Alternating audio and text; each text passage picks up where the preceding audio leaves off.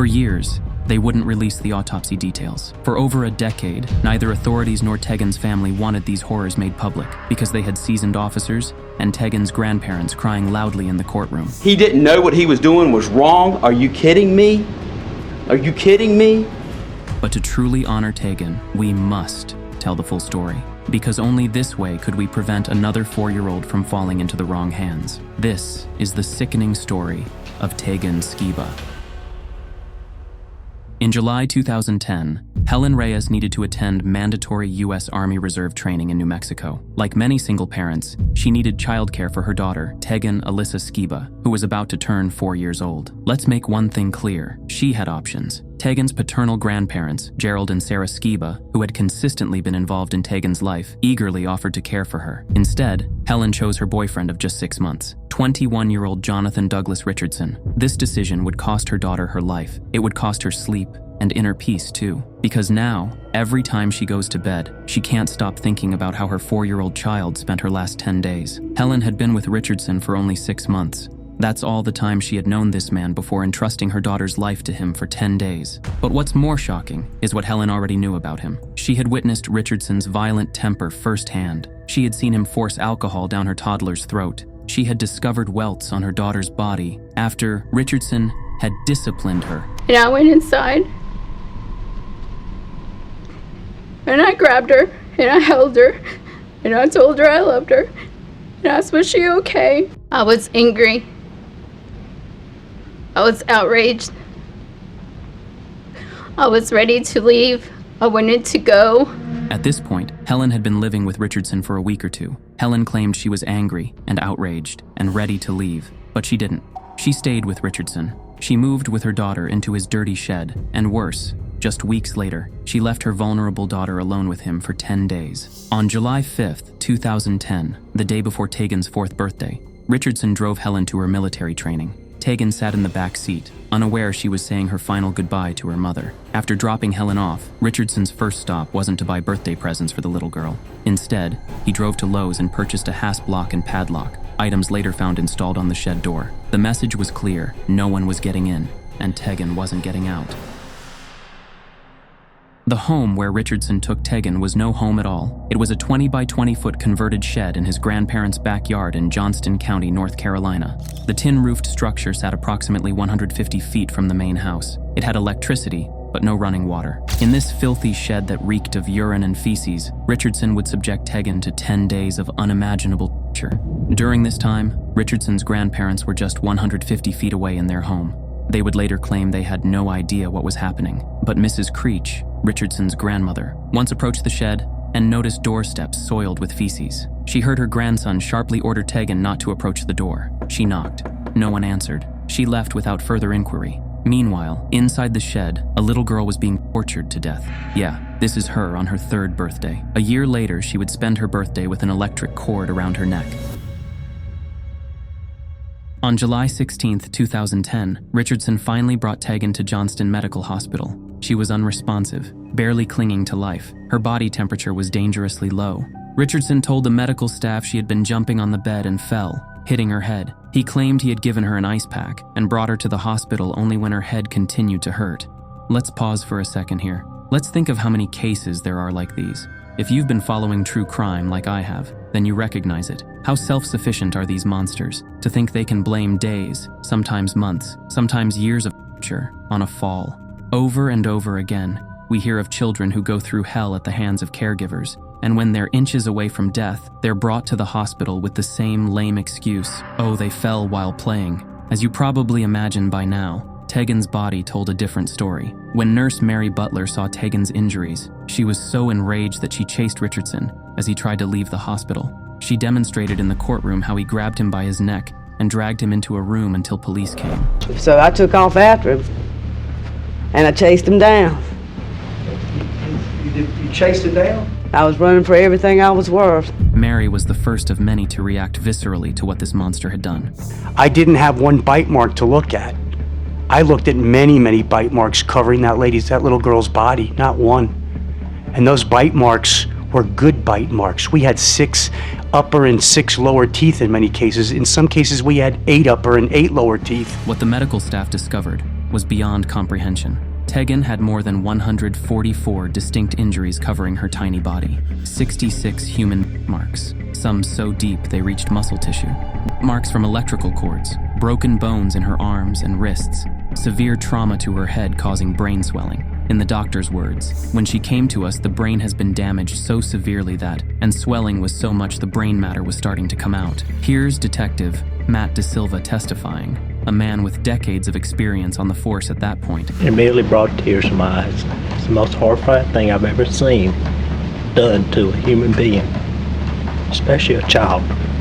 Tegan's condition was so critical that she was airlifted to UNC Medical Center in Chapel Hill and placed on the life support. Despite the doctor's best efforts, she died 3 days later on July 19, 2010. The number of people reeling from Tegan's death was growing by the hour. Now it was too late to save her, but there were still many things left to do. First, the police had to notify her mother. Her mother, who still thought her boyfriend was trying his best, and her daughter was okay with him. And while that was happening, the investigators went to Richardson's home with a search warrant. That's when they discovered his torture chamber. Among the evidence found were bloody clothing, a tape recording of Tegan pleading for mercy, numerous instruments of torture, including a broken electrical cord with bare copper wires, a 37-second video showing Richardson forcing Tegan to stand facing a wall with her arms raised, repeating, "When I need to pee, I promise to tell someone." Blood was found on underwear, pants, a sleeping bag, a pillowcase, and even a wooden stick. The medical examiner determined the cause of death as blunt force trauma to the head, but noted that in reality, Tegan had been tortured to death. In custody, Richardson displayed no remorse. When officers arrested him, he had a grin on his face and asked, "What are you going to do? Tie me down and cut me up?" His behavior in jail was equally disturbing. He incited other inmates to cause trouble, threatened to stab a guard, made a shiv from his toothbrush, and threw feces at staff. During breaks in the trial, observers noted that Richardson often smiled. When he complained, he only complained about losing his freedom. And when he heard Helen again on a prison phone, he said this. I love being around her so much.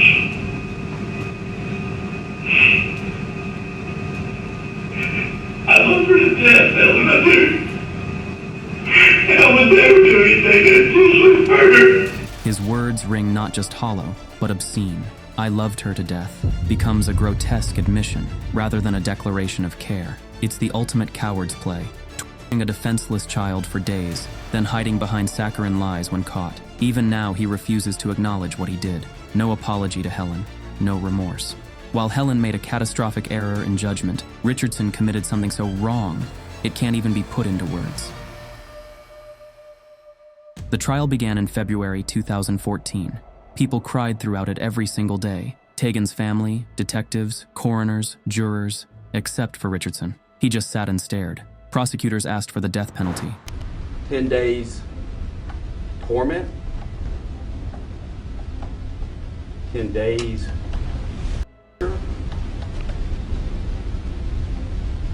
10 days of absolute terror for a 4-year-old little girl. The prosecutor explained this sort of horror could only be premeditated. He pointed out how Richardson drove straight to Lowe's after dropping Helen off to buy a lock for the shed, ensuring no one could get in, and Tegan couldn't get out. Stops at Lowe's and Garner, and he has one, Lowe's and Garner, and he has one thing on his mind: purchase a hasp. You guys know what a hasp is. Imagine how long he'd thought about what he'd do to poor Tegan while her mom let him into their house. The defense, on the other hand, claimed Richardson never intended to kill Tegan. They argued his own abusive childhood had distorted his understanding of discipline. And this anger did not just happen in some type of vacuum. There are reasons behind it. It's a sign about something terribly going wrong. Childhood abuse is horrible, no doubt about it. But countless survivors of CA go on to build lives of compassion and break the cycle of violence. Richardson's attempt to hide behind his past only further defiles the suffering of genuine victims, and the jury saw right through it. After just 90 minutes of deliberation on April 4th, 2014, they found 25-year-old Jonathan Douglas Richardson guilty on all charges. After less than 3 hours of deliberation on sentencing, the jury recommended the death penalty. We, the jury, unanimously recommend that the defendant, Jonathan Douglas Richardson, be sentenced to death, signed the 3rd day of April, 2014, by the foreperson. Helen Reyes was also held accountable. She was charged with child neglect. On March 6, 2019, almost 9 years after Tegan's death, she pleaded guilty and was sentenced to 18 to 31 months in prison. Johnson County Sheriff Steve Bizzle commented, "She neglected her motherly duties, so yes, she is guilty in this. Children are helpless. We have a so-called mother who just walked away." Behind the horrific headlines was a bright, loving little girl who deserved so much more than her short life gave her. Tegan loved princesses and the color purple. She had a special affinity for nature, catching butterflies and ladybugs in her grandmother's garden. Her grandfather recalled, "We felt so good just being around her. She cared deeply even for her toys, carefully covering her stuffed animals with blankets each night to keep them warm. The thing about Tegan was she just wanted someone to love her," her grandfather said. "She wanted people to show her love. In other words, she was a normal, happy kid who deserved better." Tegan's biological dad, Jerry, didn't speak about the case publicly, but one can only imagine how he feels. Jerry was not around because he was serving time in prison for drug trafficking. What father risks prison when their baby needs them? Now he lives with 2 sentences, the one the court gave him, and the lifetime one of knowing his stupid choices left his daughter vulnerable to a monster who killed her. Some guilt can never be erased. Looking back, the warning signs were abundant. Richardson had a troubled past with convictions for assault, property damage, driving, and making threats. According to relatives, he frequently shouted and cursed at Helen, who became quiet and timid around him. Once, he put a cigarette in Tegan's mouth and placed a beer can in front of her, photographing the scene. Helen had also inexplicably cut off contact with Tegan's paternal grandparents, who had played a key role in raising the little girl. She rejected their offers to care for Tegan during her military training. Helen's own family didn't approve of Richardson. Around June 2010, Helen and her mother had a serious argument, after which Helen decided to move out and live with Richardson permanently. The decision to live in Richardson's shed was equally baffling. The conditions were completely unsuitable for a child, yet Helen chose this over the comfortable homes of either set of grandparents who loved Tegan. Tegan's case shook Wake and Johnston counties to their core. Many considered not only Jonathan and Helen guilty, but also his grandparents, who lived just 150 feet from the shed. But others pointed out that Mrs. Creech had seen Tegan with a black eye and heard Richardson shouting at her. She had considered reporting the situation to Child Protective Services, but didn't want Helen to lose custody. If even one person had made that call, Tegan might still be alive today. If Tegan were alive today, she would be 19 years old. Instead, her legacy lives on as a stark reminder of our collective responsibility to protect the most vulnerable among us. One call to Child Protective Services could save a life. Tegan's short life ended in tragedy, but her story has the power to save others. In an online memorial, Tegan's paternal grandparents Gerald and Sarah Skiba wrote, "When you left us, it felt like half of my heart was taken. The pool is not the same without you. Every Saturday morning, your first words are, 'The sun is shining. It's a sunny day.' Then you would want Papa or Grandma to make you maple oatmeal so you could go outside and play.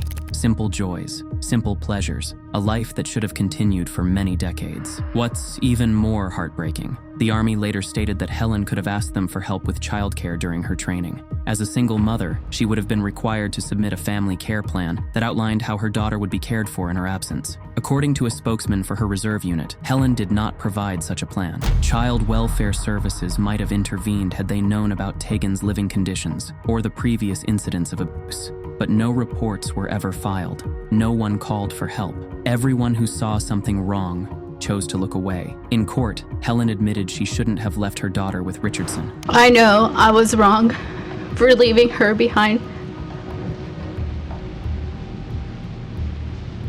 I never thought that I would come home or get a phone call that something was severely wrong with my baby. I live with this every day of my life. But her words rang hollow against the evidence that she had witnessed Richardson's abuse of Tegan multiple times before leaving her in his care. During the trial, prosecutor Paul Jackson repeatedly referred to Richardson as the abyss and the dark place. He argued that Richardson wasn't impaired or out of control. He was living out his sadistic desires. He's not impaired. He's living out his sadistic desires. And he's got her to come back to continue every time. There was never a break in the chain for her. The prosecution revealed that Richardson had installed the lock on the shed door specifically to isolate Tegan from others and prevent her escape. He didn't know what he was doing was wrong? Are you kidding me? Are you kidding me? The details of this case were so horrific that seasoned medical examiners broke down in tears. Court transcripts show even the judge couldn't maintain composure. The autopsy report remained sealed for years. Authorities feared it would traumatize the public. Veteran nurses who'd seen countless injuries declared this case beyond comprehension. When the jury viewed the autopsy photos, 3 members became physically ill. Richardson's depravity didn't just kill Tegan, it shattered the emotional foundations of everyone who encountered her case, leaving psychological wounds that would never fully heal. The trial of Jonathan Richardson was described as one of the most heart-wrenching in North Carolina's history.